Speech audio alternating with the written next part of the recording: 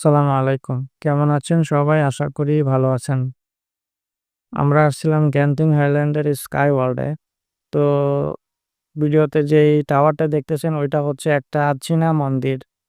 তো গ্যান্টিং হাইল্যান্ডের আমার কাছে সবচেয়ে আকর্ষণীয় জায়গা লাগছে ওইটা।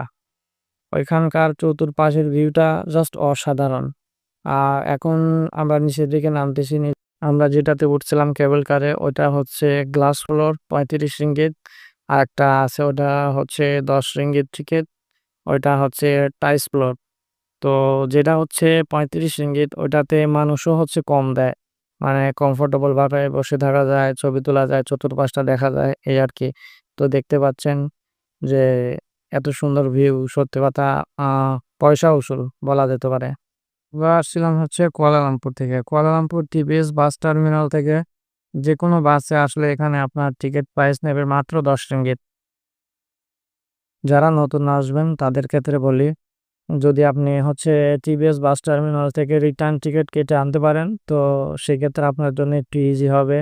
বিকজ হচ্ছে এখান থেকে অনেক সময় বাসের টিকেট আপনি পাবেন না। টিকেট পেলেও অনেকক্ষণ বসে থাকা লাগতে পারে। সো সেই দিক থেকে যদি টিকেট কেটে আনতে পারেন তো আপনার জন্যই ভালো।